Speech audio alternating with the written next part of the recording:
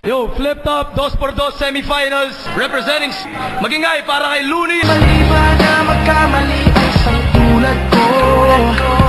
Ako ay tao lang din naman na tulad mo. Ano ba ang dapat na gawin? Dapat bang kamuhian mo? Dapat ba natularan ang isang tulad ko na dahil na? Pasensya na. Sabi na nga ba magkakampi yung bating at bakla? Kung sinabi ko lahat ng rapper galing sa tamod ko, nagkamali ako. Kasi yung magagaling lang pala.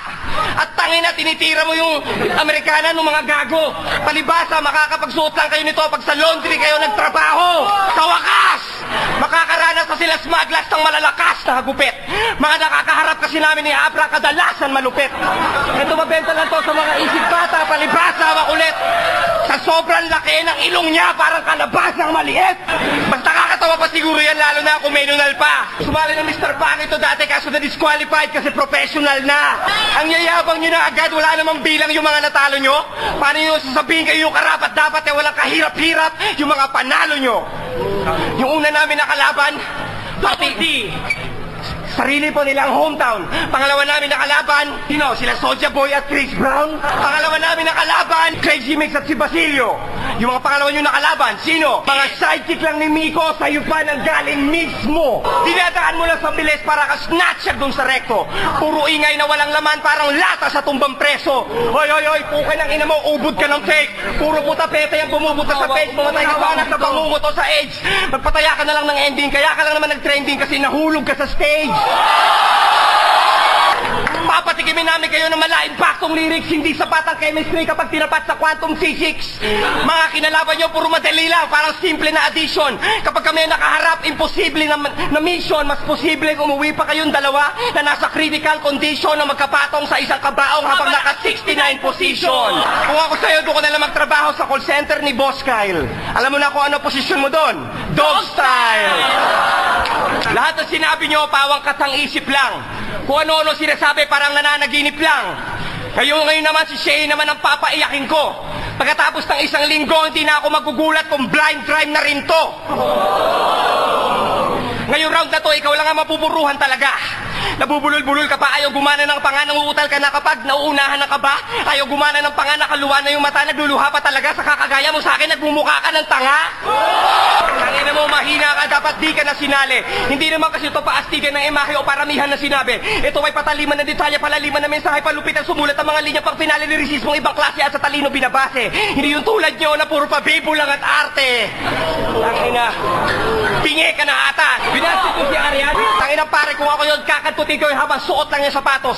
Nakatuwad, hubot-hubad sa poste nakagapos. Papasigawin ko siya hanggang sa boses ay namaos. Sa sobrang sarap ng sex, 10 beses makakaraos. Pati yung kapitbahay mapapayosi pagkatapos. Tapos papadila-dilaan ko kay Arian De Leon ang aking sorbetes. Ipuputok ko sa kanyang dibdib, Angelo Reyes. Talagang makakatikim to. Susunugin ko yung bahay nyo, tapos lahat ang lalabas pagbabariling ko. Gusto nyo naman makakita ng putapeteng na corner? Ang Kiko Family Massacre in no particular order. Ang tatay at nanay mo ang una kong ibibitay. Tapos susunod ko yung kuya mo na tulak, ipapatumba ko yun kay Binay. Tapos yung dalawang ate mo na puro na lang pakikay, pukin ang ina, ipapagangbang ko sa buong barangay Tibay. Yo, so hindi mo na ako idol. Ibig sabihin, balik loob ka na sa Kalya Lili. Hindi ka kawalan, isa ka wannabe na nakaka-BV. Wala akong pake kahit kay Andrew ka pa mawili kasi mas marami pa rin akong fan sa factory ng Hanabishi. Tangina, kaya kung pe-personalin mo ako ngayon, medyo galingan mo. Kasi alalahanin mo, kung hindi dahil sa akin, hindi mabubuo ang personalidad mo. Yung estilo mo, kanino galing? Di ba sa akin? Sabihin mong hindi. Sabihin mong hindi. Sinungaling! Pag nagbabato si Shay, nagbabato si Shay. Pag wala nang bato si Shay, nagbabate si Shay. Ikaw ang paborito ng lolo mo kasi ikaw ang pinakamulat niyang apo.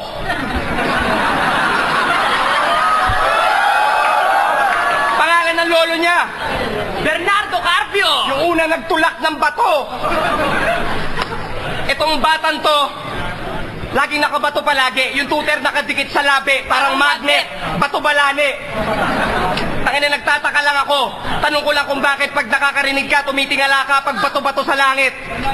At pag nagbabato-bato, palagi ka na ng bato, kakabato mo, pati manager mo nagkasakit na sa bato.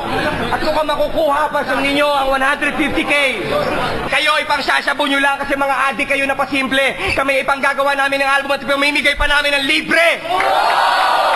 Tangin mo, pag hindi ang desisyon dito hindi naging makatarungan, just text "Fuck you, Shay" to 0916-668-0021. Time!